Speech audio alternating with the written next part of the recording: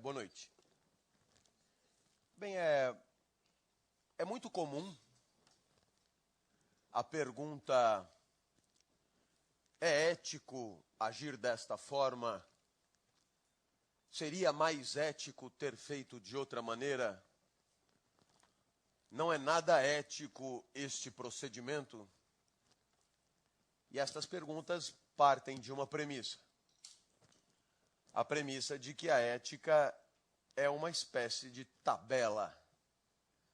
Uma tabela de comportamentos aceitáveis, louváveis, legítimos e, por exclusão, uma tabela de comportamentos inaceitáveis, intoleráveis e a evitar.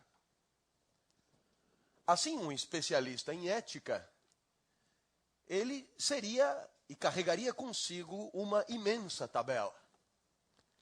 Porque para cada prática, para cada comportamento, ele teria que apresentar a resposta de qual a categoria, se ético ou se não ético.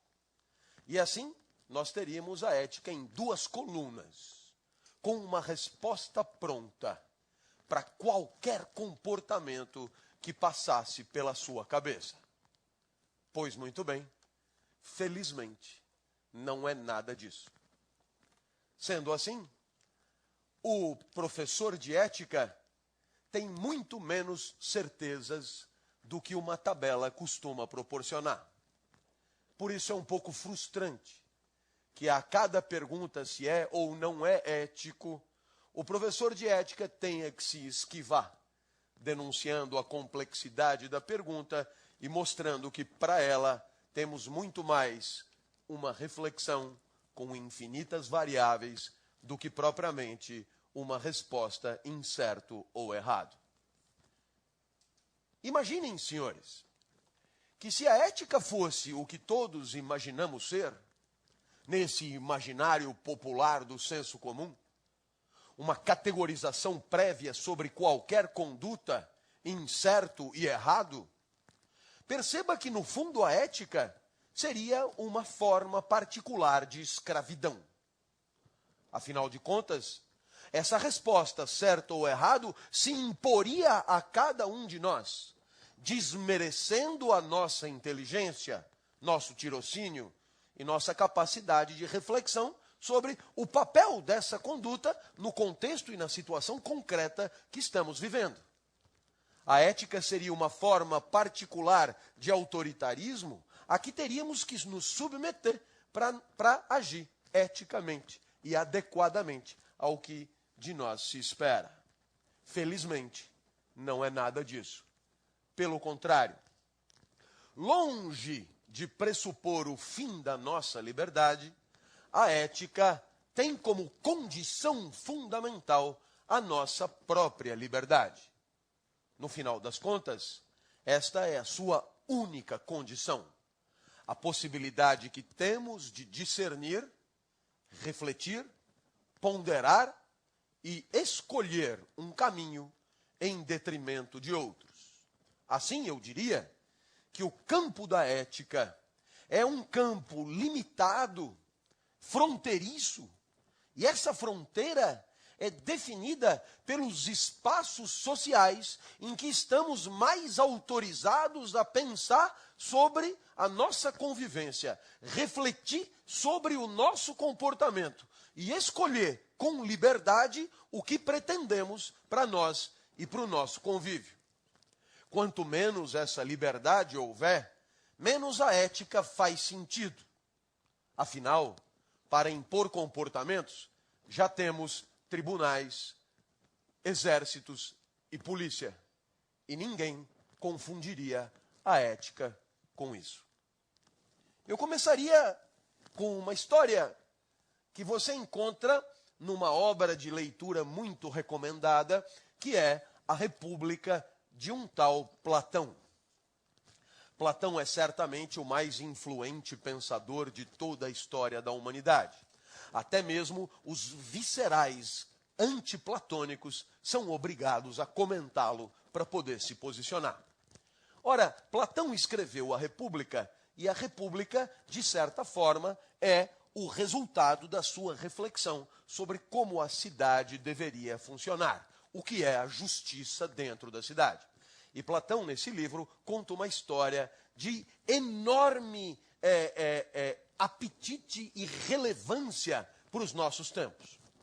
A história é do anel de Giges. Giges é apresentado por Platão como um fulano boa gente. Alguém que cumpre seus deveres, aplaudido por todos, responsável, portanto, um bom cidadão, um bom pai de família. Alguém sobre quem não pesa nenhuma suspeita. Muito bem.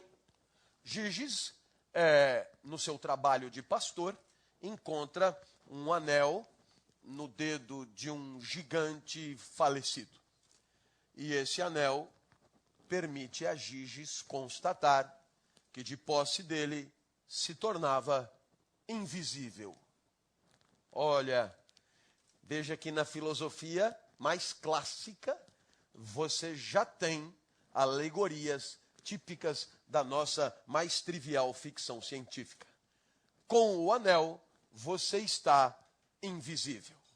E Giges, quando se deu conta que, usando o anel, se tornava invisível, Giges transformou-se. Passou a ter um comportamento que não tinha.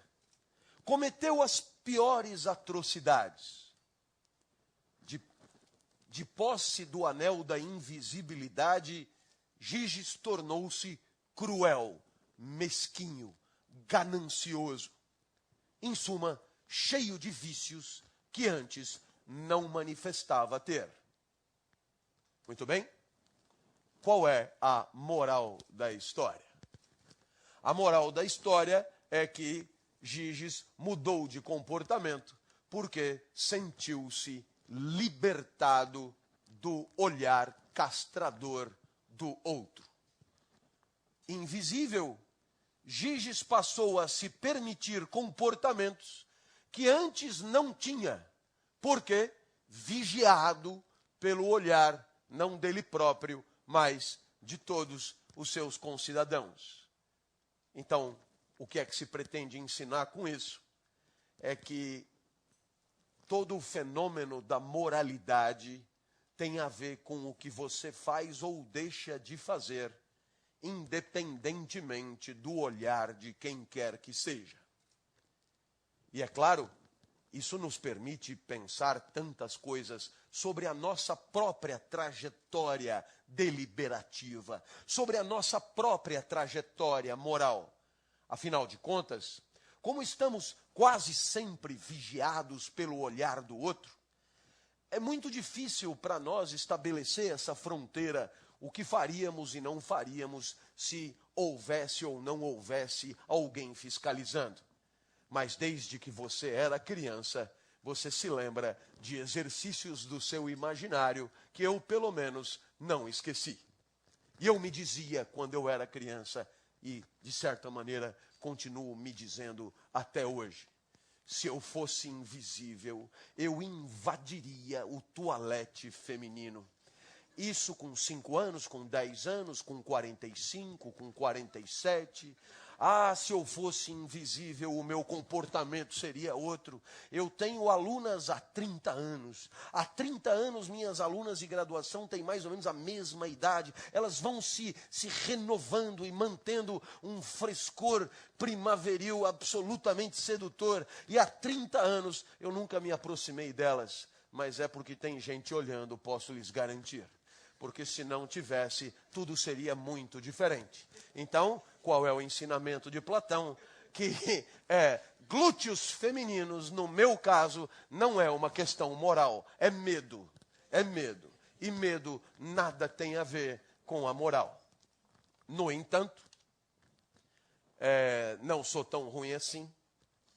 E tem um monte de coisa que eu não faço de jeito nenhum.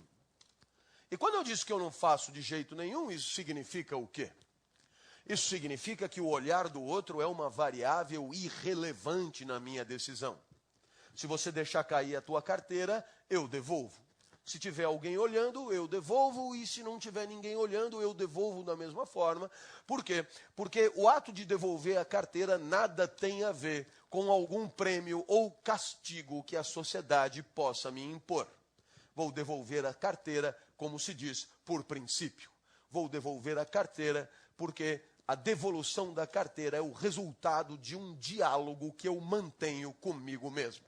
Aliás, essa ideia do eu, que discute com o eu sobre a melhor maneira do eu agir em situações em que o eu pode ainda escolher, isto é a melhor maneira de entender o que Platão queria ensinar como sendo o coração da moral. E ainda há muitas situações em que você pode escolher. Você é convidado a escolher. Você é convidado a discernir qual o melhor comportamento. E, evidentemente, isso exige de você repertório moral, capacidade argumentativa consigo mesmo e identificação do melhor caminho através da valoração das possibilidades que passarem pela sua cabeça. Então você percebeu, diferentemente do que o senso comum insiste em afirmar, a moral nada tem a ver com a repressão. Pelo contrário, ela está confinada aos últimos espaços de liberdade deliberativa que ainda nos restam numa sociedade crescentemente repressora e, portanto, crescentemente desmoralizada. Os exemplos vão ao infinito. Muito rapidamente, algum deles. Você volta da balada, 5 horas da manhã, com fome, passa pela sua cabeça comer alguma coisa doce, você entra num supermercado, lugar de gente feliz, por isso as moscas, não tem ninguém no supermercado. Se fosse lugar de gente angustiada, estaria lotado, né? E você entra, se depara com um tijolo de goiabada e passa pela sua cabeça que aquele tijolo de goiabada cairia bem com o copo de requeijão light que você tem na sua casa. Muito bem. Você vai então levar a goiabada, mas a balada sempre surpreende você. Você gastou mais do que podia e não tem como levar o requeijão. Falta a você dinheiro para isso. Esse exemplo é típico para alunos de graduação em universidade pública, mas você fará as adaptações devidas. Pois muito bem, então nesse momento o que é que você pensa? Seria bom ter a goiabada assim mesmo. Olha de um lado, olha do outro, ninguém te fiscaliza, as condições da moral estão presentes. Ninguém te olha.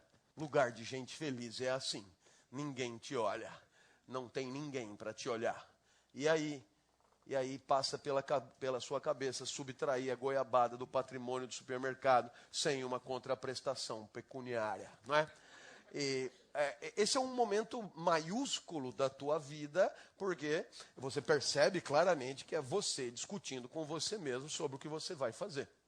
Até o momento que você se depara com um adesivo amarelo dizendo sorria, e porque você está sendo filmado, você não leva mais a goiabada, mas agora não é mais uma questão moral, agora é medo. O anel de Giges nos ensina. Era moral antes. Os exemplos vão ao infinito. Eu me lembro passeando por Genebra, em volta do lago de Genebra, uma banqueta de jornais, e jornais não gratuitos, jornais pagos. Eu imediatamente procurei pelo jornaleiro, né? E o que é que eu percebi às 2 horas da manhã é que não tinha jornaleiro. Portanto, pagar ou não pagar o jornal era uma questão moral. Quando não tem jornaleiro, tem a moral de pagar o jornal. É na moral, como se diz. E aí, é claro, o que me passou pela cabeça no primeiro momento foi pegar todos os jornais sem pagar por nenhum deles. Né, e jogá-los todos no lago, para que aprendam com que tipo de gente estão lidando. Afinal de contas, é uma lição de civilização que me humilhava, né? Eu acostumado à repressão 100% do tempo. Depois acabei pagando pelo jornal, a banca acabou me devendo, tem lá uma caixinha que você mesmo faz o troco, e você percebe que a questão moral é muito fácil de entender, e ela é muito contrária ao que se costuma imaginar. Eu poderia citar um terceiro exemplo. Há uma iniciativa crescente de colocar sensores de velocidade nas rodovias, nas autopistas e nas ruas das nossas das nossas cidades e interurbanas. E outro dia eu via uma declaração de um alto mandatário dizendo que os radares eram responsáveis pela moralização do trânsito. Eu não discuto a eficácia do radar, porque eu não entendo nada de engenharia de trânsito. Eu discuto o uso do conceito moralizar. Quem moraliza dá ao outro a oportunidade de discernir e escolher o seu caminho. Quem moraliza o trânsito dá ao motorista a chance de escolher com inteligência o comportamento que considera adequado. Portanto, o radar desmoraliza o trânsito na contramão do que o mandatário sugeriu. Eu até conheço uma cidade no Rio Grande do Sul, e essa cidade se chama Não Me Toque, de fundação holandesa. E nessa cidade só tem uma placa de trânsito. E na placa está escrito: a velocidade é controlada pela inteligência do motorista. Eu tenho a impressão que essa placa é mais explicativa do que é moral, do que muitas e muitas aulas de ética que você já tenha tido na tua vida acadêmica. Pois muito bem, feito esse esclarecimento introdutório, vale a pena observar que nós estamos diante de um fenômeno de vida exclusivamente humano. Na natureza existe vida, mas não existe vida escolhida. Na natureza, a vida é necessariamente como ela é, inexorável, a vida se impõe. O vento venta do único jeito que poderia ventar, assim a maré, o sapo, a girafa, etc. Agora, no nosso caso, a cada passo a vida pode ser outra. A cada passo temos 360 graus de alternativa.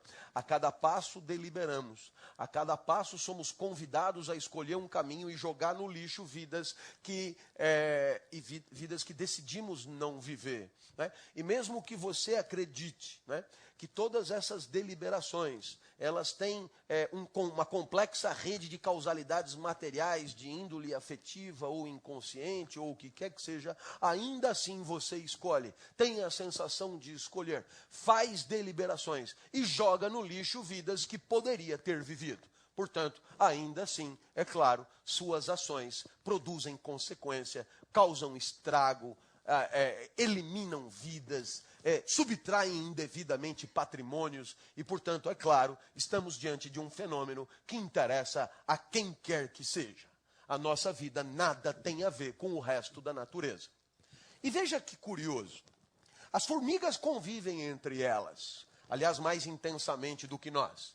No meio das formigas, num formigueiro, a maioria trabalha de sol a sol. Algumas outras não fazem nada. E aí você diria sacanagem, né? Você atribui valor àquela convivência. Mas o que você não percebe é que a convivência entre as formigas é regida pela natureza da formiga. A formiga trabalhadora só pode trabalhar. Ela tem uma conformação biológica para isso. Ao passo que a formiga que não trabalha, mesmo que fosse constrangida por uma eventual revolução socialista, essa formiga não poderia trabalhar porque não tem conformação biológica para isso. Ora, no nosso caso, não é bem assim. Nossa convivência é tão ruim quanto a das formigas. Entre nós, a maioria trabalha, alguns não fazem nada e se beneficiam muito com isso. Mas no nosso caso, poderia ser diferente. Essa é a especificidade. No nosso caso, o papel social que desempenhamos não tem a ver com a nossa conformação biológica. Né? A nossa posição na sociedade, ela advém da nossa inteligência, do nosso discernimento, do nosso senso de justiça, e poderia ser outro e outro. E essa lição, que parece tão óbvia, mas tantas vezes esquecida, a nossa convivência não precisa ser como ela é. Se nós vivemos num país de pífia distribuição de renda, se nós vivemos num país óbvia e explicitamente injusto, se nós vivemos num país onde a sociedade é marcadamente desigual, não precisa ser do jeito que é. Não há nada de inexorável na nossa convivência. E mesmo que alguém diga que a superestrutura nada mais é do que um reflexo de uma infraestrutura econômica, leitor de Marx que foi em algum dia, pois então que se mude a infraestrutura, que se mude tudo, porque é essa a nossa faculdade, a nossa possibilidade de agir sobre o mundo, transformando e adequando a uma convivência que nos parece e que possa nos parecer cada vez mais justa, cada vez mais digna e cada vez mais adequada. Se não houver essa perspectiva de aperfeiçoamento progressivo da convivência, a ética é um assunto sem a menor relevância. Se acharmos mesmo que a nossa convivência é regida pela mesma inexorabilidade da convivência do formigueiro, então, de fato, não há por que pensar em aperfeiçoamento. Afinal, tudo será mesmo do único jeito que puder ser. A ética torna-se um assunto sem sentido. Então, eu espero que tenham me entendido. Nós estamos diante de um fenômeno específico da convivência humana, segundo o qual a inteligência compartilhada busca um aperfeiçoamento progressivo, tá certo? Da convivência que é a nossa. E aqui vale a pena um ou dois parênteses de advertência. É muito comum que se considere que as verdades sobre a vida e as verdades sobre a convivência já estejam todas manifestas e presentes em algum lugar. É muito comum, portanto, que nós nos consideremos satisfeitos com o estado da arte, com aquilo que já acumulamos de saber. Até porque já pensamos bastante para viver e para conviver. Muitos de nós têm a sensação de que isso basta.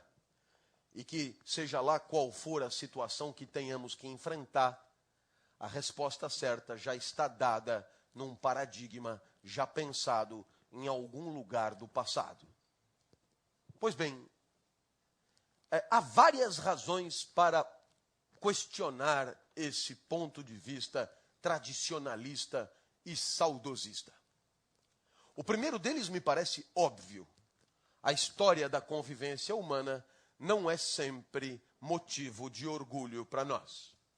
E eu fui super elegante. Na verdade, a história da convivência humana é a história da sacanagem, da exploração, da humilhação, né? Da tristeza de uns produzida pela ganância de outros, e assim por diante, salpicada eventualmente de momentos de solidariedade, de dignidade, de amor pelo próximo, etc, etc, etc.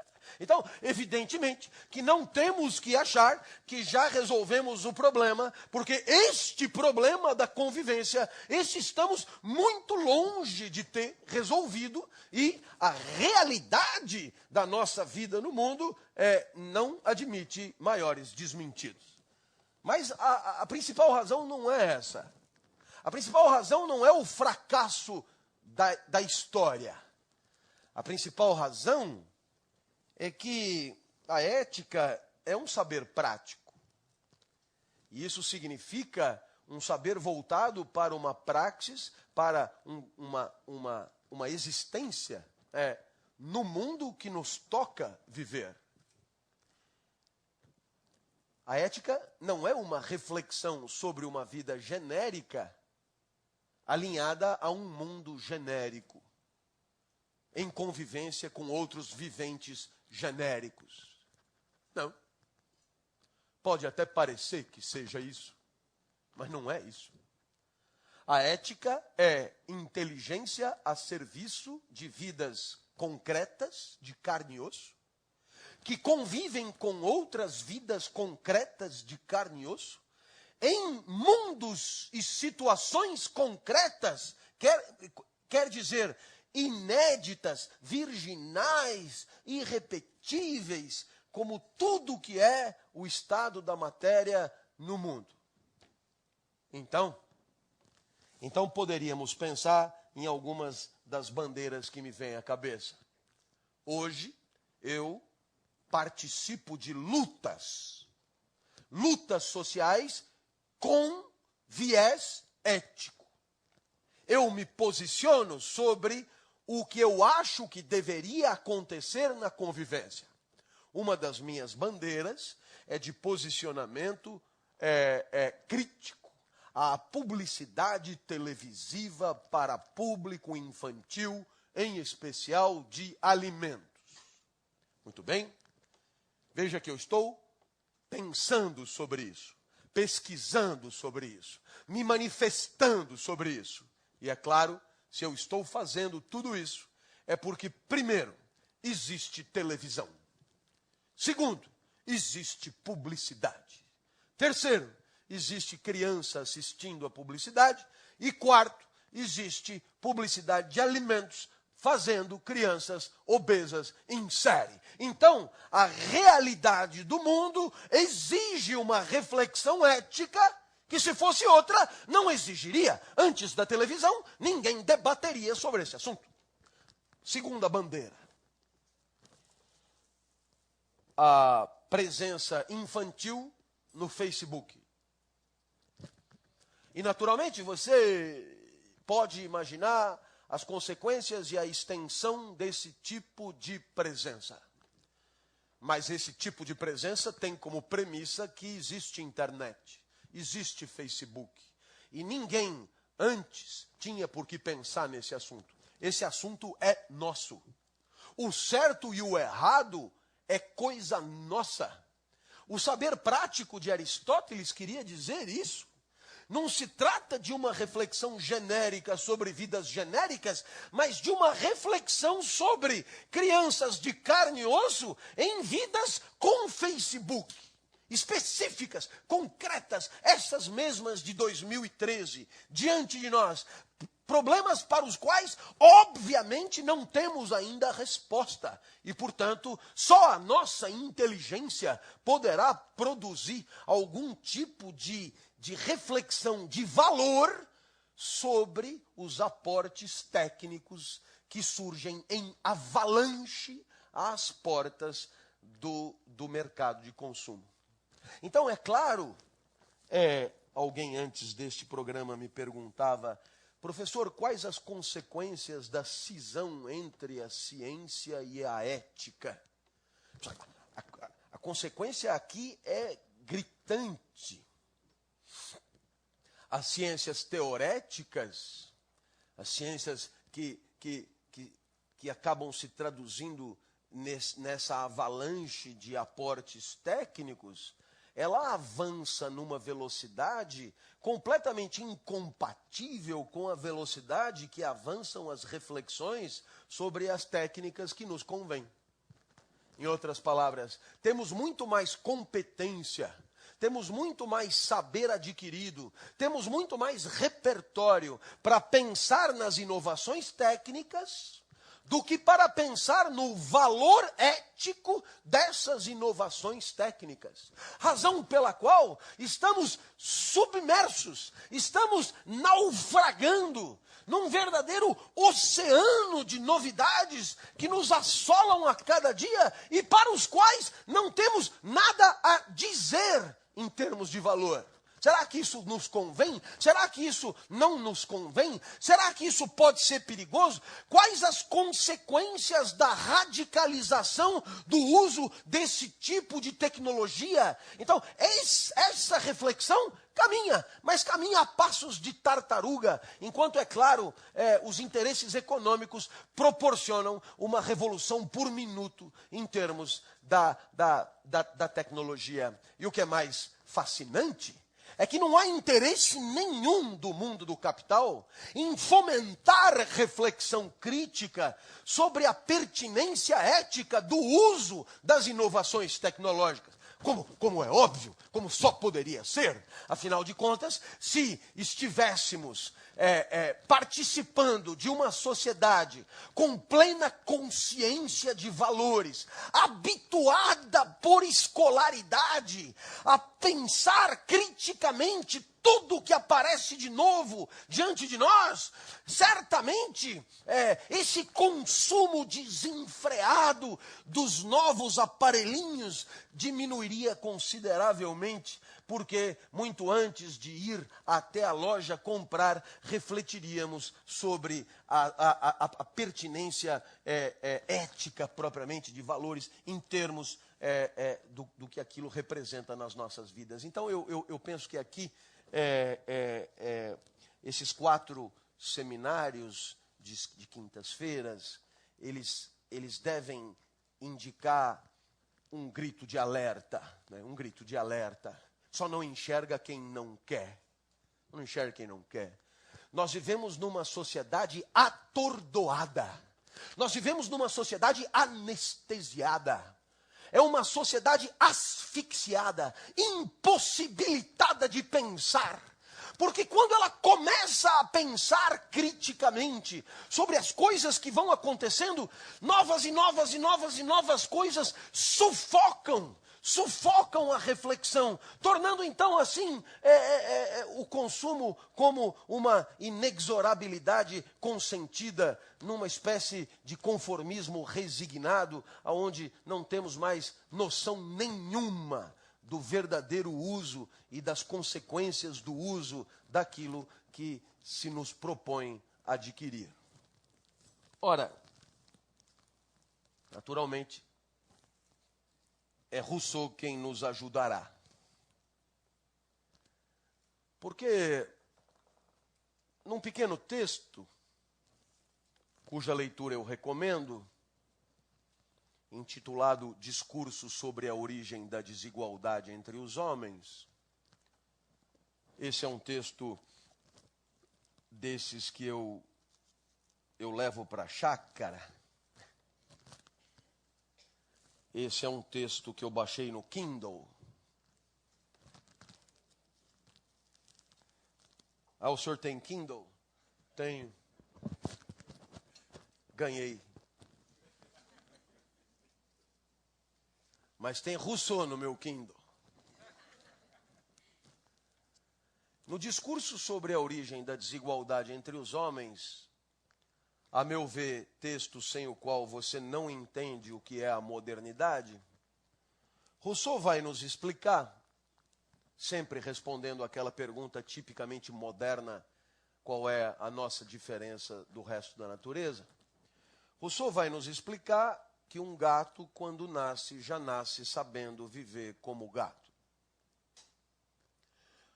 Isso significa o quê? Que toda a vida do gato será regida pelo seu instinto e pela sua natureza de gato. Isso significa o quê? Que o gato não inova, não delibera, não decide, não escolhe, não nada. Gato gateia. Aliás, quem tem gato em casa já deve ter percebido. Gato é irritantemente gato. De tal maneira que se você pegar um gato com fome e botar do lado dele um prato de alpiste, ele não arrisca. Ele não arrisca porque para arriscar precisaria inovar, empreender, escolher, deliberar, transcender a sua própria natureza, e o gato não faz nada disso. Morre, mas não come alpiste. Professor, eu tenho um gato em casa que come alpiste. Não é gato, você não entende nada de gato. Você tem um passarinho que mia.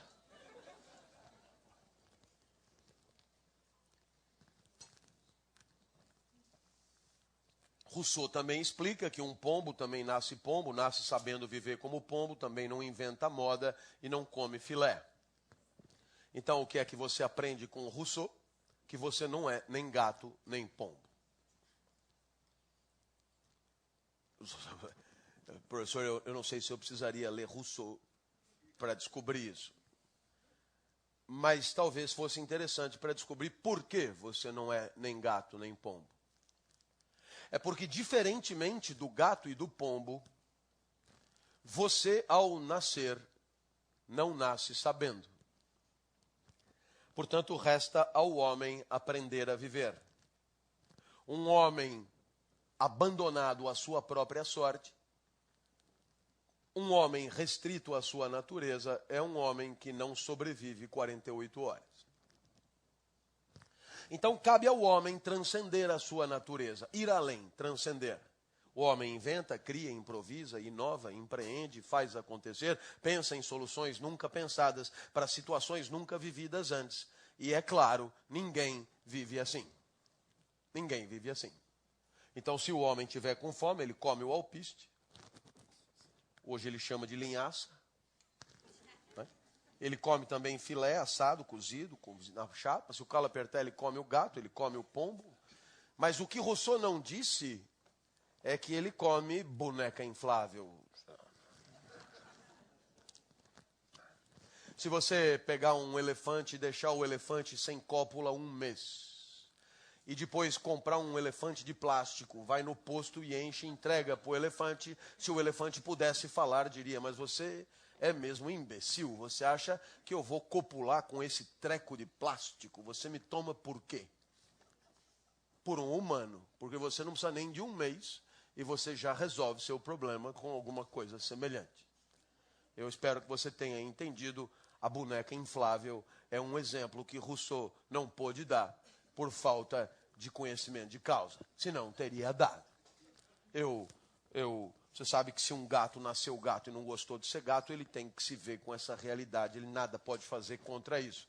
Agora, você, nossa, ninguém te prende aonde você está. Nem no seu trabalho, nem na sua família, nem nas instituições que você frequenta, e até mesmo a sua natureza você troca se quiser. Hoje homens viram mulheres com facilidade, mulheres viram homens, gordos amarram as tripas. Você tem o silicone, que é outro exemplo clássico de Rousseau. Né? Você é um pouco desbundado. Então você tem a mulher morango, a mulher pera, a mulher mamão, a mulher melancia, a mulher jaca, a mulher... E isso dá a ideia de que o céu é o limite. Na verdade, nem o céu é o limite. Outro dia assisti a um programa que eu não perco nunca, Luciana Gimenez, eu sempre peço para gravar, porque eu estou dando aula. E ela levou lá todas essas mulheres. E ela perguntou para uma delas, você está feliz com o seu bumbum? Ela disse, ainda não. Eu precisaria de mais meio litro em cada glúteo, mas eu não ponho, porque eu teria que pôr no peito, senão eu me desequilibro para trás. Assim. Mas ela disse isso com uma candura impressionante. E é exatamente isso que Rousseau está tentando explicar. Para você, não tem limite. Se você já é mulher jaca, o seu próximo passo é ser mulher Kombi. Você vai até explodir. Você é capaz de excessos que o teu discernimento permite. Coisa que o resto da natureza não consegue ter. Agora, é claro, alguém sempre dirá, essa possibilidade de escolha que é condição da nossa reflexão, né? Essa possibilidade de escolha que é condição da nossa reflexão.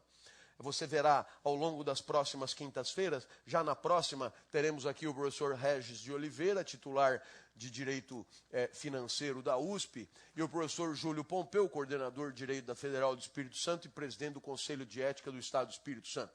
Muito bem, o que nós vamos ter como debate?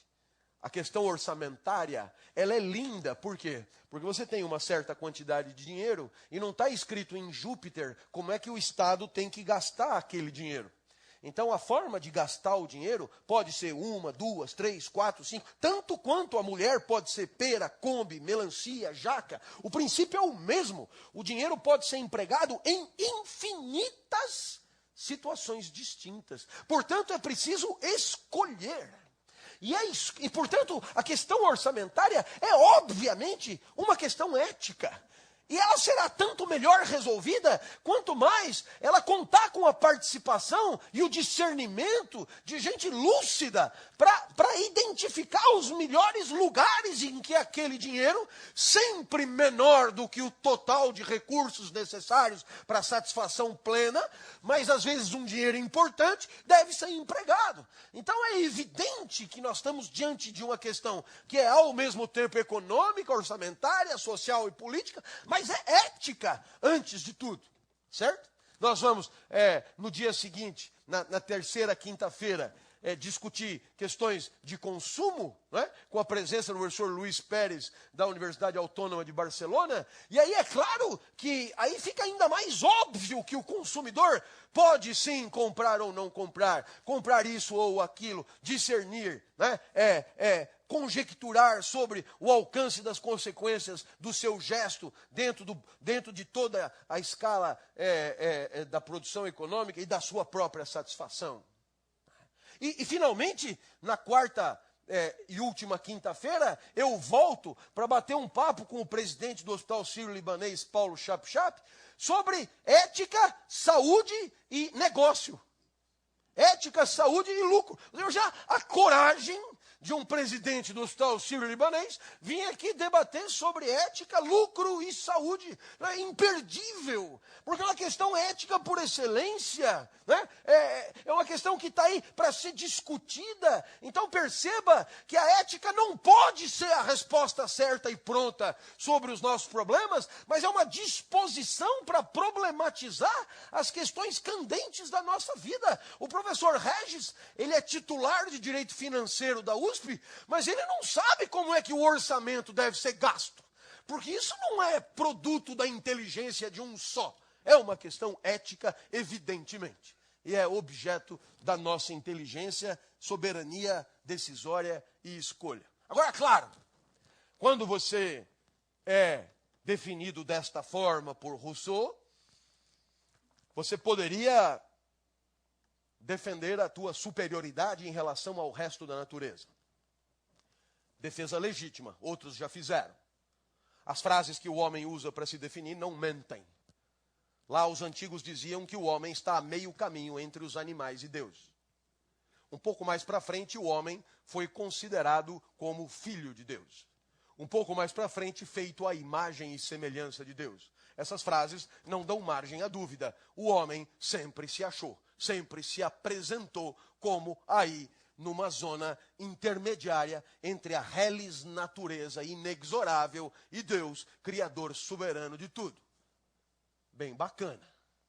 Mas se você acha que essa eventual superioridade, discutível sob todos os pontos de vista, ela significa um privilégio, um conforto e um bem-estar, qualidade de vida, não. Não, porque na melhor das hipóteses, nós temos uma tarefa a mais que os outros. Porque gato não escolhe gatear, e você escolhe.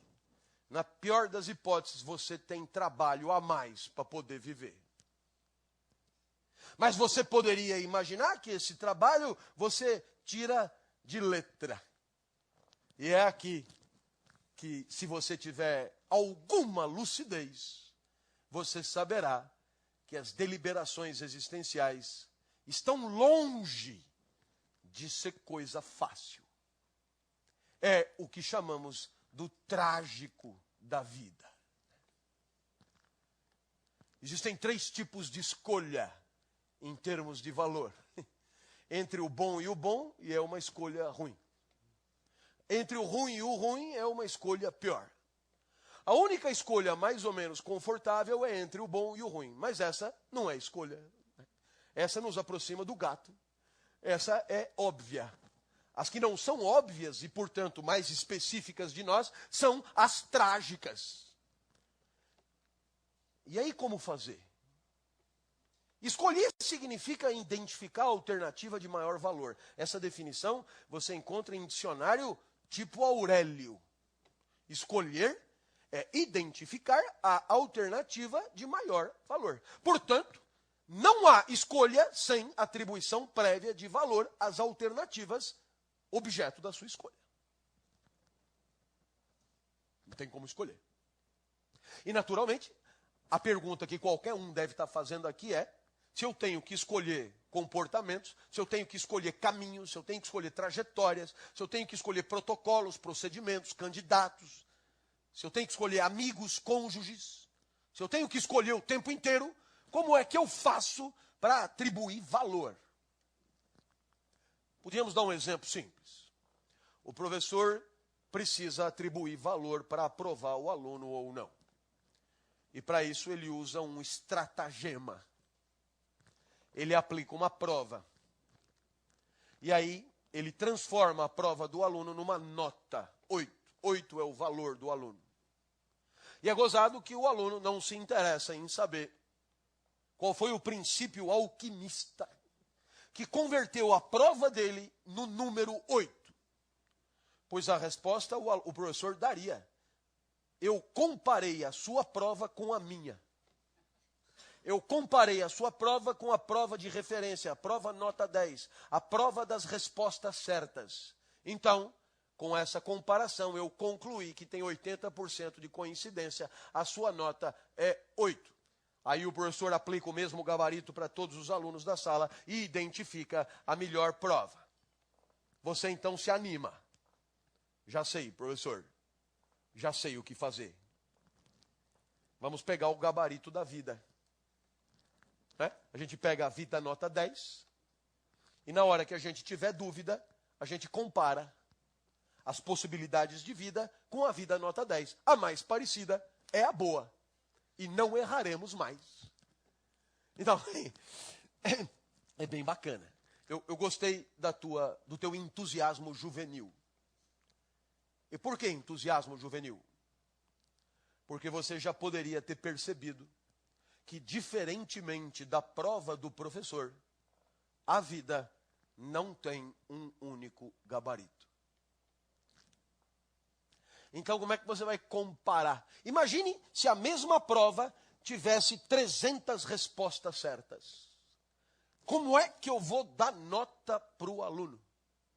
É mais ou menos o que acontece com a vida.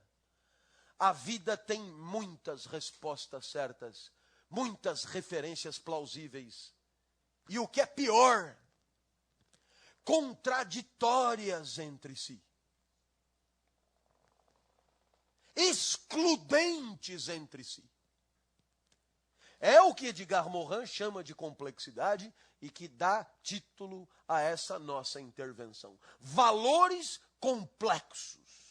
Significa o quê? Que diferentemente de uma prova que tem uma única resposta certa, a vida e a convivência têm muitas respostas certas, tornando a comparação trágica. Trágica. No exército, o primeiro valor é a disciplina. Está no gabarito. O gabarito está no banner. Disciplina. Na hora da dúvida, a melhor vida é a mais disciplinada. A corneta toca às 5 da manhã, você pode até pensar em dormir mais um pouco, mas a resposta está no banner. O banner simplificou a vida. E você levanta. Mas tem que ser assim? Eu tenho uma casa em Serra Negra. Em Serra Negra tem um asilo que eu ajudo. No asilo tem um banner, fui eu que fiz. E no banner tem uma referência para a vida, é o repouso. Na hora da dúvida, a melhor vida é a mais repousante. E se às 5 horas da manhã alguém tocar alguma corneta, os velhinhos sabem que podem continuar dormindo. Viu só? Viu como o professor de ética não tem a resposta certa? Ele não poderia ter. Aliás, todos que chegarem com a resposta certa no bolso do paletó, costumam cobrar caro para revelar. Porque todo engano e ilusão vale mais do que a trágica constatação da complexidade. Todo simplificador é aplaudido, porque resolve um problema, pelo menos até você ter se dado conta de que foi enganado. É o princípio do guru. Na dúvida, eu tenho a resposta certa. 10 lições para ser feliz. 7 hábitos do homem eficaz. 50 modos de enriquecer. Quem pensa enriquece. Esse título de todos é o pior. Nunca vi tamanha cretinice. Quem pensa enriquece. É rigorosamente o contrário, acreditem. É só ir lá na USP perguntar para os que estão pensando o que eles acham do salário que recebem.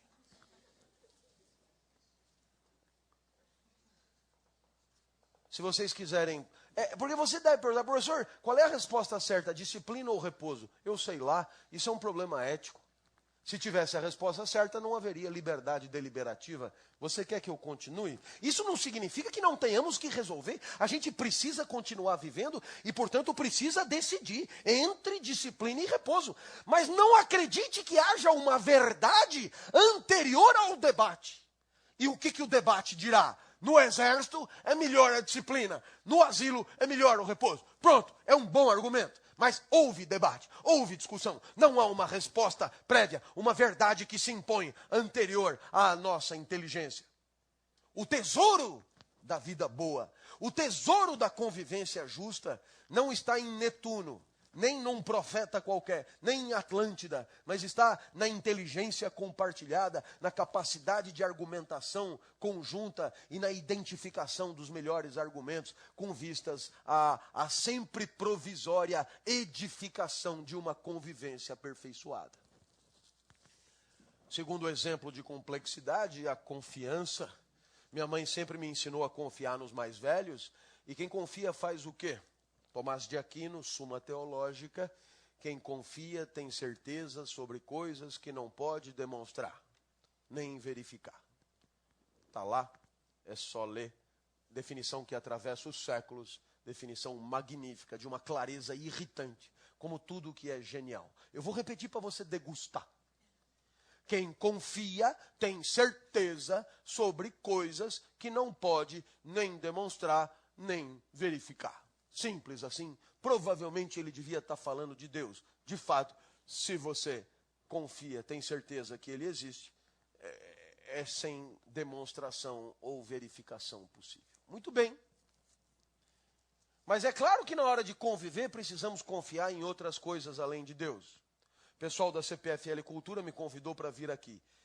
Faz tempo já. E eu disse, eu estarei lá.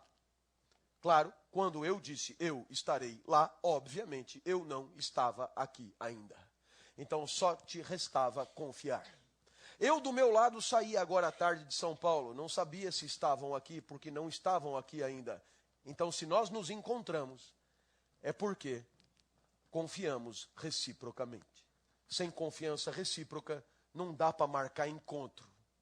Sem confiança recíproca, não há empresa coletiva, não há aliança, não há planejamento, não há projeto, não há antecipação de resultados, não há nada sem confiança recíproca. Você põe o seu dinheiro no banco, e qual é o princípio do investimento bancário? Você pode ver na hora que você quer? Não pode. Por que não pode? Porque o banco não tem para mostrar. Se todos os clientes resolverem verificar o dinheiro ao mesmo tempo, o banco quebra. Quanto menos você quiser verificar, mais você ganha. Portanto, o banco remunera a sua confiança. Sem confiança, o banco quebra. Plano de saúde, você paga, porque você tem certeza que quando ficar doente, você vai ser tratado. Se você não tiver essa certeza, o plano de saúde quebra. Companhia aérea, você entra no avião. Se você não tiver alguma certeza de que o avião vai chegar do outro lado, você não sobe no avião e a companhia aérea quebra. Portanto, tudo quebra se não houver confiança. A confiança está por toda a parte. Só que temos que admitir que a confiança absoluta é suicidária. Se você confiar absolutamente, você não chega até amanhã. Pegue uma via expressa aqui de Campinas, sente-se na faixa de pedestre com as costas viradas para o fluxo de carro. E você verá que você vai ver Deus mais cedo. Algum vai abreviar a sua existência. A desconfiança é fundamental, porque não somos todos confiáveis. Porque não somos todos confiáveis o tempo inteiro. Porque tem pai que joga filho pela janela.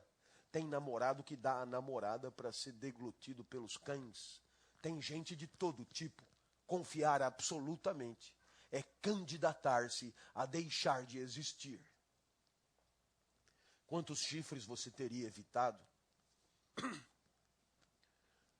Eu notei que ninguém riu. Sempre é possível aprender o valor da desconfiança algum dia, né? Quanto parceiro traíra, quanto colega roedor de corda, quanto mentiroso, não é? Quanto currículo escrito em inglês fluente, não é? Então, é claro que é preciso desconfiar. E aí você aprende que confiança é valor e desconfiança também é valor. Com qual eu fico? Eu já disse que esse problema é seu. Eu pensei que o senhor viesse aqui dar a resposta certa. Pensou errado. É outro profissional o que tem a verdade. Aqui problematizamos a vida. A ética é muito mais a problematização do que a resposta certa. Poderíamos dizer a ética é o processo coletivo de uso da inteligência em busca da resposta certa.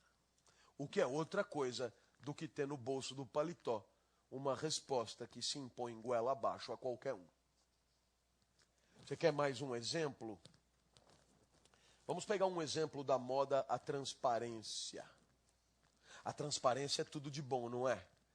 Quem trabalha nas empresas sabe, a palavra transparência entrou na moda e todo mundo repete. E pega bem falar em transparência.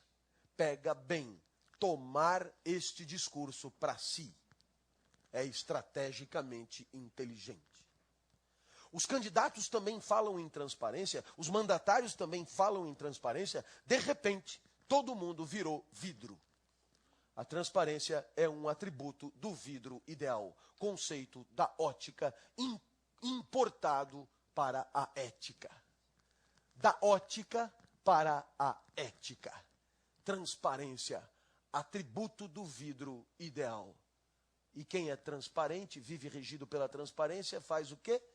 Faz de tal maneira que todos saibam de tudo sobre todos o tempo inteiro e em qualquer lugar. É bem bacana que os deputados ponham na internet os seus salários, que os senadores ponham na internet o seu livro de ponto e você regozija. Vamos diminuir a falcatrua, todos saberemos de tudo o tempo inteiro. Não é bacana? É. Mas eu não sei se você, por exemplo, já jogou cartas regido pelo princípio da transparência. E aí, é claro, rapidamente você responde, não tem como jogar cartas regido pelo princípio da transparência. Porque o jogo de cartas pressupõe o sigilo. Porque só o outro não sabendo as tuas cartas, que a tua estratégia será eficaz para ganhar o jogo. Se o outro souber quais são as tuas cartas, a tua estratégia é ineficaz e você não ganha o jogo. Portanto, a transparência não pode ser valor do jogo. E o mercado é um jogo. Ou você imagina que você tem um concorrente desses ferozes, né? Como é a Pepsi para a Coca, o Bradesco para o Itaú, a Caixa para o Banco do Brasil, etc. E aí você resolve lançar um produto para quebrar as pernas do concorrente. Mas como está escrito transparência no seu banner, você bate na porta dele e diz, presta atenção, jacaré. Eu, em agosto, vou lançar um produto com essas características que vai te aniquilar. Eu estou deixando aqui porque nós somos regidos pelo princípio da transparência. Imbecil, não vai funcionar. Não vai funcionar. Portanto, se confiança é valor e desconfiança também é valor, a transparência é valor e o sigilo também é. Complexidade. Se fosse simples, não dava palestra. Se fosse simples, não teríamos discutido 24 séculos de forma sistemática para não chegar a conclusão nenhuma. É simples assim, simplesmente complexo. E é claro que a incerteza pairará. E junto com essa incerteza, um sentimento desagradável de sentir. E esse sentimento que você sente todas as vezes que não sabe o que fazer com a vida, recebe o nome de angústia na filosofia existencial. Angústia é isso mesmo. Um misto de medo e tristeza que você sente toda vez que se dá conta da complexidade. Toda vez que percebe que é livre, que a vida depende das tuas escolhas e você não tem muita certeza do melhor caminho. A angústia te acompanhará. Às vezes alguém me diz em palestras corporativas: professor, não é motivacional a palestra? E eu digo, é desmotivacional. Se quiser, compra, mas eu já estou avisando. A angústia te acompanhará. Se você quiser, a gente canta no final. A gente pode se abraçar também, é bem bacana. Mas a angústia te acompanhará. Porque, é claro, só não acompanha o gato. E o gato olha para você sorrindo, porque você disse que era superior a ele, e ele ri da sua cara, zomba da tua angústia, gato gateia e depois dorme. Enquanto você vai para cá, vai para lá, sem certeza, sem saber o que fazer, angustiado, submerso pela complexidade crescente das variáveis existenciais, sem saber direito para onde ir, com cada vez mais alternativas e possibilidades. Nossa, a técnica e a avalanche dos meios só piora a sua situação. Você poderá dizer, o senhor é pessimista. Não. Há algum tempo eu li num editorial de um importante jornal um comentário assim: a técnica avançará tanto que as reflexões do tipo valor e ética se tornarão desnecessárias, porque a ética já terá resolvido todas as nossas necessidades. É interessante como eu penso exatamente o contrário. Vamos imaginar que você vive em condições francamente simples. Condições materiais de profunda simplicidade. Pobreza material. Imagine uma situação mesmo radical. Não radical a ponto de você morrer, mas quase. E o que é que você percebe? Você percebe que nessa vida que é a tua, a vida de Fabiano, de vidas secas, as alternativas são poucas. As escolhas são minguadas. Nem sequer passa pela tua cabeça uma infinidade de conjecturas, porque você não tem nem repertório de alternativas. Você vive quase do único jeito que poderia viver. Você é quase um gato. Agora mude o cenário. E você vive num meio urbano nova-iorquino, aonde você tem técnica para quase tudo. E cada nova técnica abre novas e novas possibilidades de existência. E nesses 360 graus que são sempre os teus, haverá infinitos subcaminhos a percorrer ou não. Afinal de contas, antes da fertilização in vitro, não tinha muito o que inventar na hora de ter bebê. Mas a fertilização in vitro te permite escolher se você quer ou não. A célula tronco te permite escolher coisas que antes você não podia. E cada novo passo te permite novas e novas escolhas. E essas novas e novas escolhas te colocam num cipoal de complexidade para o qual estamos crescentemente despreparados. Presas fáceis de uma crença de que se a técnica existe, ela é necessariamente boa. E, portanto, cada vez mais condenados a nos afastar de uma vida lúcida e consciente, crítica de nossas possibilidades. A angústia tende a aumentar com o aumento e o incremento das condições materiais de existência. E só um desenvolvimento ético compatível e correspondente nos concederá lucidez para que possamos, a cada novo invento, discernir sobre o que nos convém e o que não nos convém. E você perguntará, para que tudo isso? E é claro, a ética não é um valor. Eu digo isso porque muitas das empresas que eu vou colocam ética entre os valores, o que é uma blasfêmia conceitual sem perdão. A ética é a ciência que estuda tudo, inclusive os valores. A ética é toda e qualquer reflexão compartilhada sobre a melhor forma de conviver, e os valores são parte dela. A ética não é um valor entre outros. Por isso, não tendo valor em si, caberia a pergunta: para quê?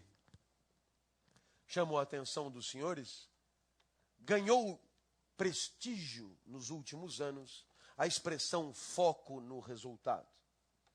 Imagine os senhores que muitas vezes entramos numa empresa e você tem lá vários valores, tipo honestidade, criatividade, qualidade, inovação e depois foco no resultado. Ora, meus amigos, acompanhem uma reflexão singela que qualquer criança faria. Por que só a palavra resultado vem acompanhada da palavra foco? Por que a palavra foco não acompanha outro valor? A palavra foco é outra, importada da ótica. Foco quer dizer exclusão do que não é si mesmo.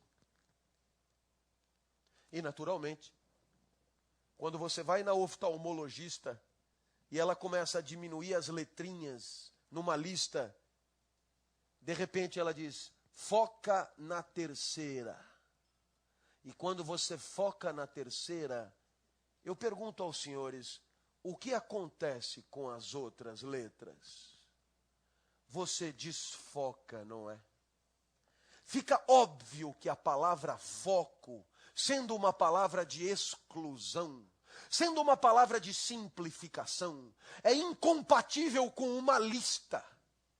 Só um descerebrado faz uma lista e coloca a palavra foco num item desta lista, porque ele anulou a lista que ele mesmo fez. E aí, se houver conflito entre honestidade e resultado, a resposta está dada. O foco é no resultado. É isso mesmo que você acha? Aliás, conflito entre honestidade e resultado dos mais prováveis, porque às vezes é conveniente mentir para um ganho de circunstância. Por isso, talvez pudéssemos ter uma felicidade como referência maior. E entendendo por felicidade aqui, à moda do profeta Zaratustra, um instante de vida que você procurasse eternizar.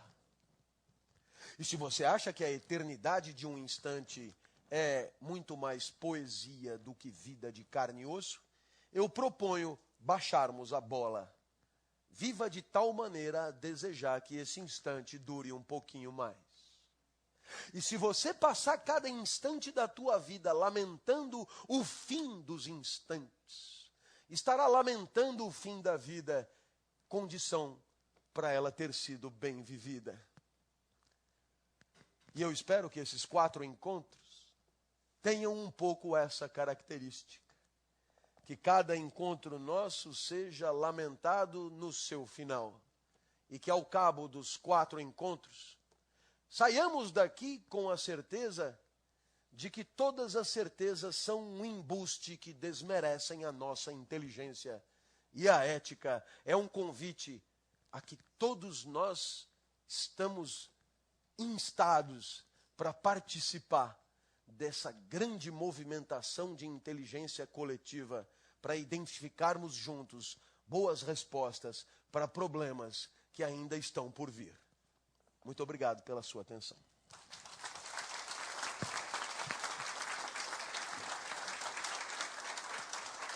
Bom, obrigado, professor Clóvis, por ter trazido essas grandes personagens, Platão, Santo Agostinho, né, Rousseau, para nos guiar nessa divina comédia trágica que é a vida, né?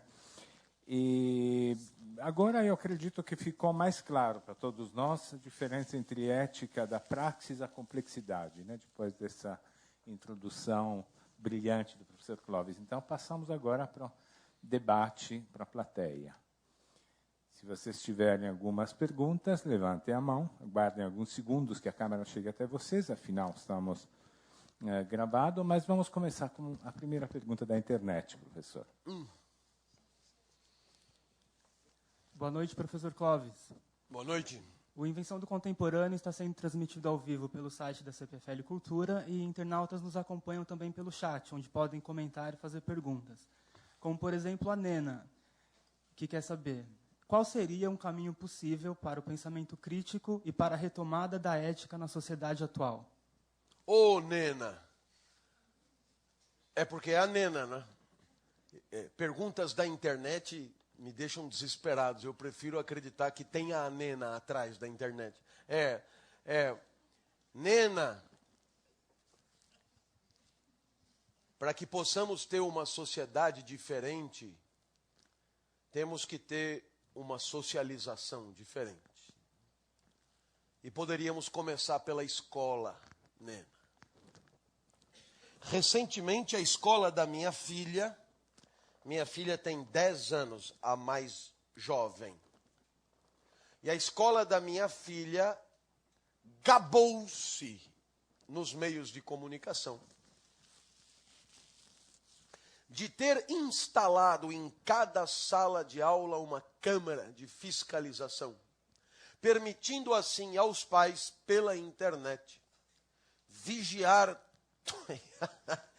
todo o percurso escolar da criança.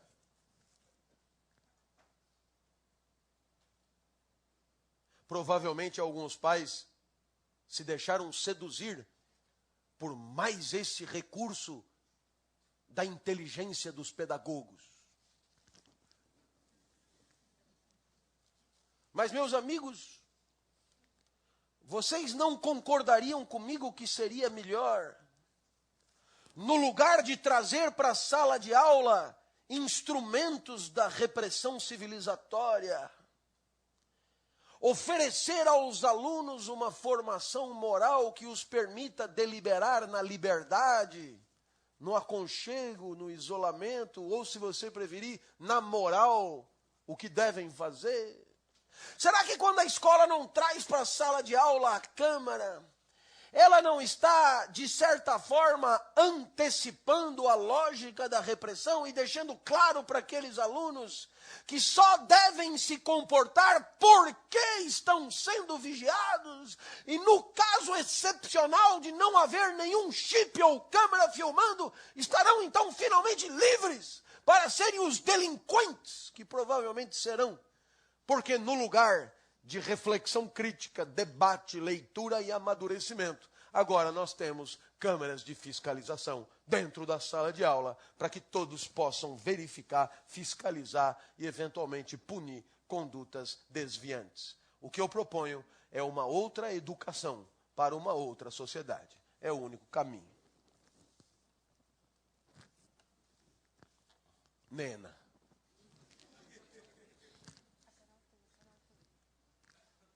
Aqui.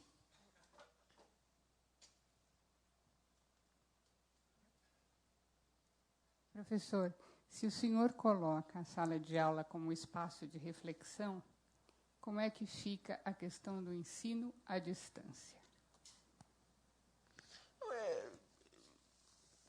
Pois é, eu não sei, você sabe, eu não sou especialista nisso. O que eu teria para te responder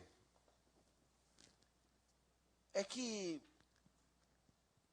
muita gente tem dito que a internet permitirá, pela primeira vez na história do homem, uma verdadeira democracia direta. A emergência de um espaço público de discussão, aonde todos podem ter acesso, para apresentar seus argumentos no sentido de um debate plural, etc, etc, etc. E, de fato, do ponto de vista técnico, isto é até concebível. Mas ainda tem um problema, senhora. Por detrás da ferramenta, eu ainda preciso de alguém que tenha o que dizer. Não basta eu ter o instrumento técnico para dizer. É preciso que eu tenha o que dizer. Não sei se me acompanha. Porque se eu não tiver o que dizer, não adiantará eu ter a condição técnica para tal. Então, alguém poderá me perguntar, bom, vá até a internet e diga o que você acha, não é, da nova lei da empregada doméstica. Então, eu tenho a internet, eu tenho banda larga, larguíssima, a Castelo Branco na minha casa. Eu tenho banda, entra, vuf, eu tenho teclado silencioso, de borracha, à prova d'água. Eu tenho um computador que de vez em quando sai uma mulher de dentro do computador e volta. Eu tenho... Agora, sobre a lei da empregada doméstica gozada, eu nem estava sabendo. Que lei é essa? Eu não tenho nenhuma opinião a dar. É interessante isso. Costuma-se fabricar, apresentar a ferramenta como uma maravilha, como se ela tivesse valor em si e como se ela pudesse prescindir da vida inteligente que vai usá-la enquanto ferramenta. A ferramenta sem vida inteligente é inerte, é morta, é indiferente. Ou pior ainda, estará a serviço daqueles poucos que tiverem o que dizer. E quando só poucos têm o que dizer, dentro de um espaço social qualquer, nós estamos a caminho da tirania, o que é um uso nefasto desta ferramenta apresentada inicialmente como tão democrática.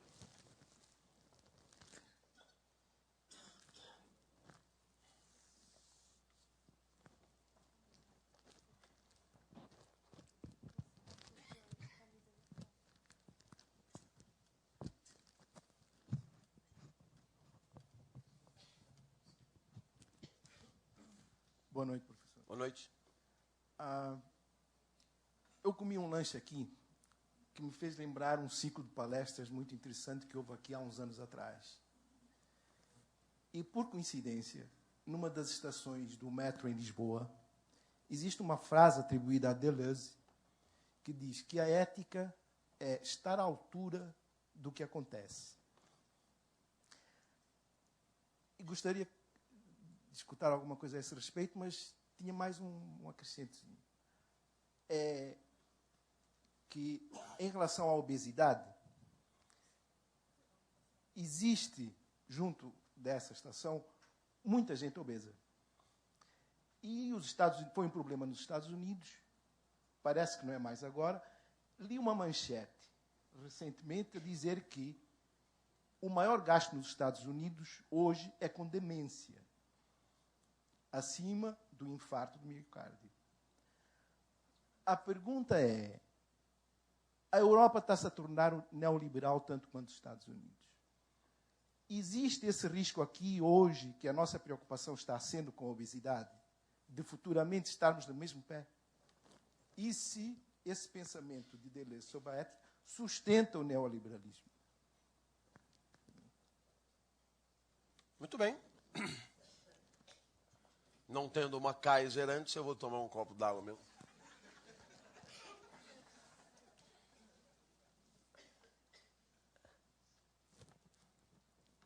Estar à altura do mundo em que você está é uma frase que se alinha espetacularmente com o que eu tentei dizer aqui. A certeza de que não podemos ter respostas prontas para tudo, porque o mundo, quando você espirrou, ele já é outro, e está exigindo de você uma reflexão que minutos atrás era impossível. No que diz respeito à segunda parte da tua pergunta, eu vou me limitar a dizer o resultado de minhas pesquisas. Eu sou representante concursado do Ministério da Justiça na Unesco para discutir a publicidade para público infantil. E minha pesquisa é uma pesquisa de legislação comparada, de direito comparado, estudo pelo mundo a maneira como as diversas sociedades regulamentam a publicidade para público infantil. Então, eu começaria dizendo que você tem alguns países, como os países escandinavos, né, países em relação aos quais você, por exemplo, não teria desdém, né, que simplesmente proíbem a publicidade para público infantil na televisão e ponto. Agora, mesmo países ditos liberais, como é o caso dos Estados Unidos, tem uma regulamentação para a publicidade televisiva para público infantil infinitamente mais estrita e complexa do que a nossa, que é nula. Então, essa é a resposta. Então, você tem os países de preocupação social, tipo os escandinavos, você tem os países liberais e você tem o Brasil, onde não há nada. Então, é uma selva. Mais ou menos assim, defenda-se quem puder. Agora, o problema é que, primeiro, receptor nenhum está em condições de negociar sentido com a mídia, porque não há aí exatamente um equilíbrio de forças. Agora, no caso da criança, a argumentação é idiota. Não vou perder o meu tempo. É evidente que uma criança que tem de 5 a 10 anos e que está diante do Discovery Channel, né, das 2 às 7 da tarde, onde a programação ela vira publicidade sem que você perceba a transição da programação para a publicidade, porque Barney, o gigante cão vermelho, ele também come o sucrilho, né?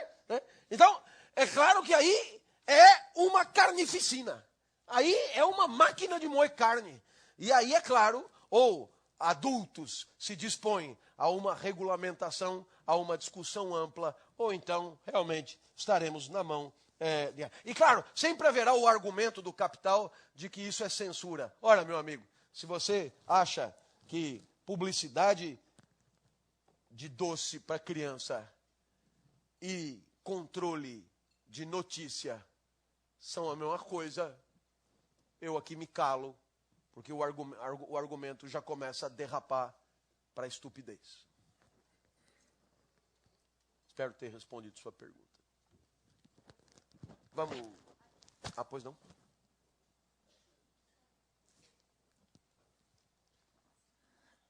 Boa noite, professor. Em algum momento da sua fala, o senhor disse que não é o profissional que tem as respostas. E aí, imediatamente, eu fiquei louca por perguntar quem é esse profissional. Não, eu me referia a mim como professor de ética. Quando eu chego nos lugares, sou convidado para dar palestras, né?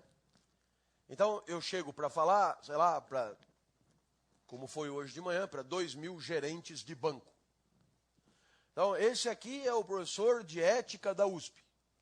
Então, qual é a primeira inferência que o meu ouvinte faz? Esse cara veio para dizer o que é certo e o que é errado. Então, qual é a primeira decepção que ele tem?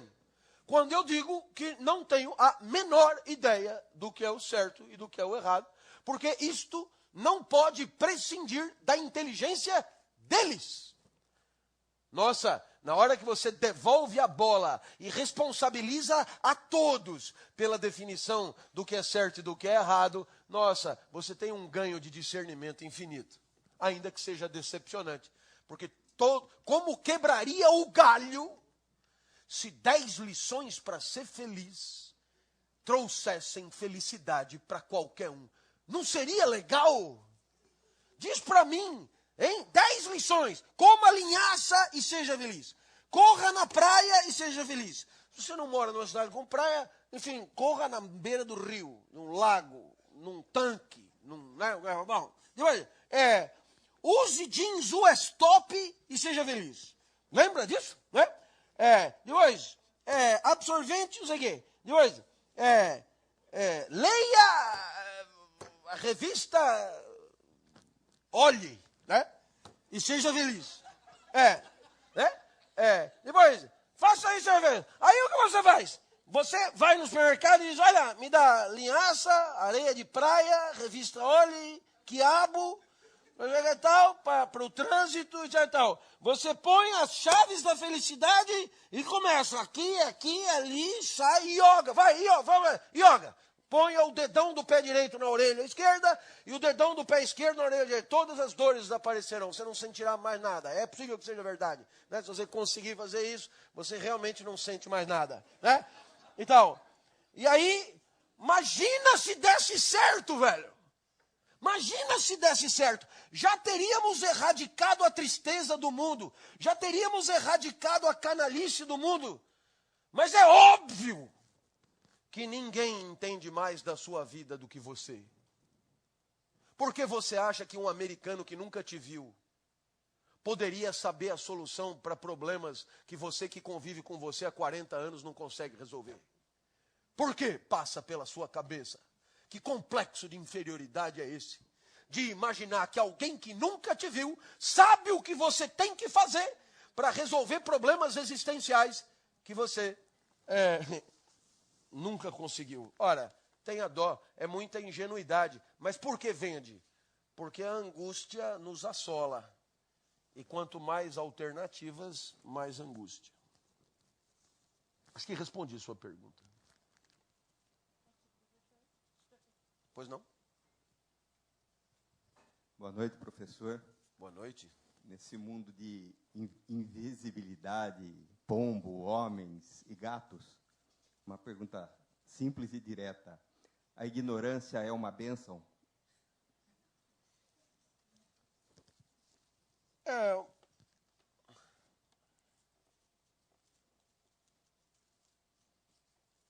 O problema da tua pergunta é a palavra bênção.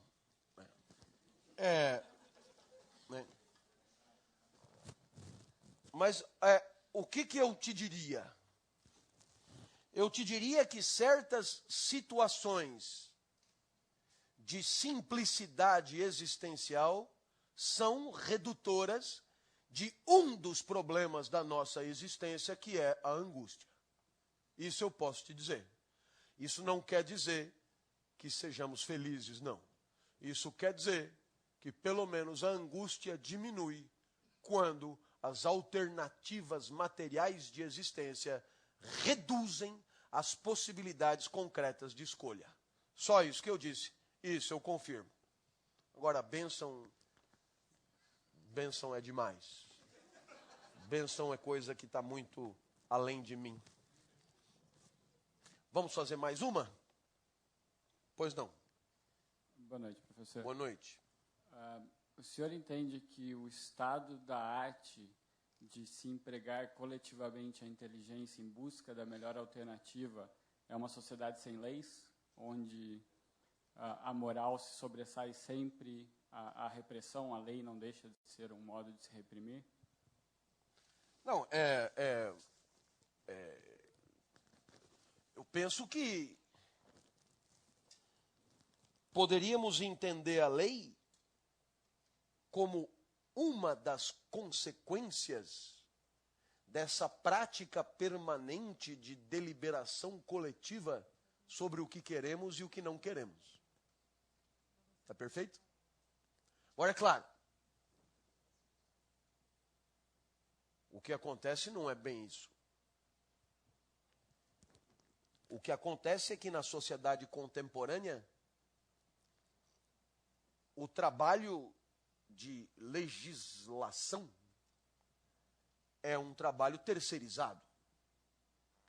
Você elege o cara e 4 anos depois ele volta a pedir seu voto ou o seu dinheiro. Esse trabalho de definição diária do certo e do errado é um trabalho do qual você abriu mão. Então, nós não podemos dizer que a lei seja o resultado de uma deliberação permanente e de uma inteligência coletiva daqueles que convivem numa certa sociedade. Isso não acontece e talvez não tenha acontecido nunca em lugar nenhum. Então, é exatamente aqui que você assiste a um distanciamento lamentável entre a legalidade e a legitimidade. Se toda a lei resultasse da deliberação coletiva efetiva dos membros daquela sociedade, nunca haveria distância entre o que é legal e o que é legítimo. Como isso não acontece, o que você assiste é um abismo e uma possibilidade permanente que as leis nada tenham a ver com o que as pessoas esperavam do trabalho do legislador e com o entendimento que as pessoas têm do que é justo ou injusto. Professor, temos uma última pergunta da internet. O senhor aceitaria essa pergunta? É claro. Tá bom. Então passamos para a internet. Internet. Boa noite, professor Clóvis. O Vinícius quer saber qual a diferença entre moral e ética em Nietzsche e como construir uma ética do super-homem. Um pouco específico, né? Mas na genealogia da moral, o pensamento de Nietzsche é muito específico, só para não ficar sem nada. Mas qual é a ideia de Nietzsche?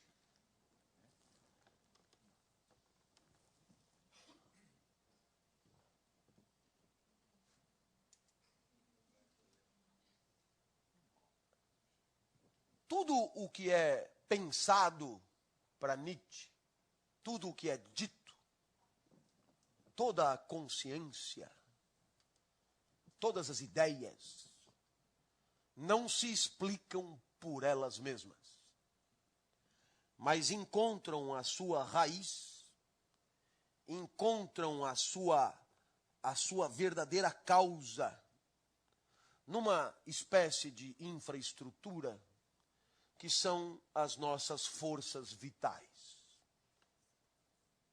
A consciência seria como uma garrafa vazia num oceano de afetos em maremoto. É claro que temos a impressão, talvez, que haja um eu pensante à moda de Descartes, que pensa com soberania à revelia do que sente. Mas a ideia vitalista de Nietzsche é que tudo que passa pela nossa cabeça não é nada além de um epifenômeno, de uma amostra bastarda pequena e pífia das nossas forças vitais, infinitamente maiores e mais importantes. Dito isso, a ideia de Nietzsche sobre moral é: a quem poderia interessar propor regras? Àquele que vive coroando a sua existência com a plenitude e o pleno desabrochar dos seus talentos e das suas forças vitais?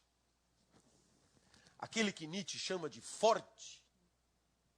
Aquele que não precisa de muletas metafísicas, que abriu mão da negação do mundo da vida por ideais, mundos transcendentes, etc. Aquele que vive na plenitude da sua potência, esse pensaria em propor regras? Certamente não. A genealogia da moral quer dizer: a verdadeira causa da moral está na fraqueza. A moral é uma manifestação reativa. Já que eu não consigo arregaçar, já que eu não consigo desabrochar em plenitude a natureza dos meus talentos e das minhas habilidades, eu vou pelo menos impedir que o outro faça e vou impor regras.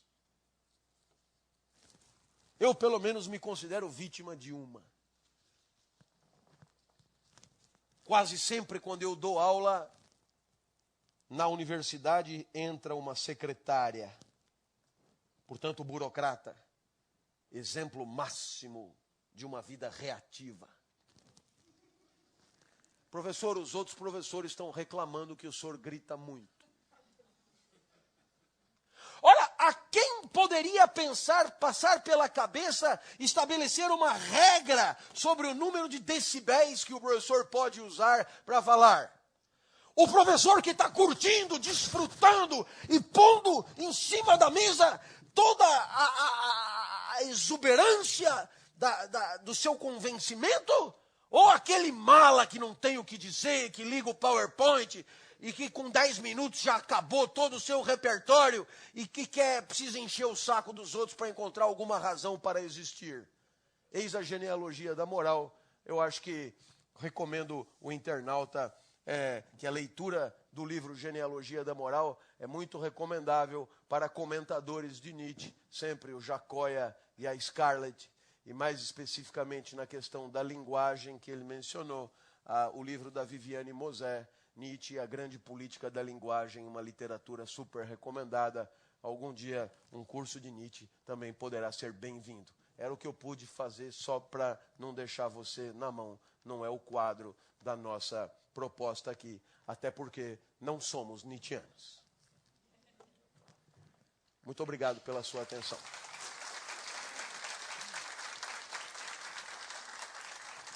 Professor Clóvis.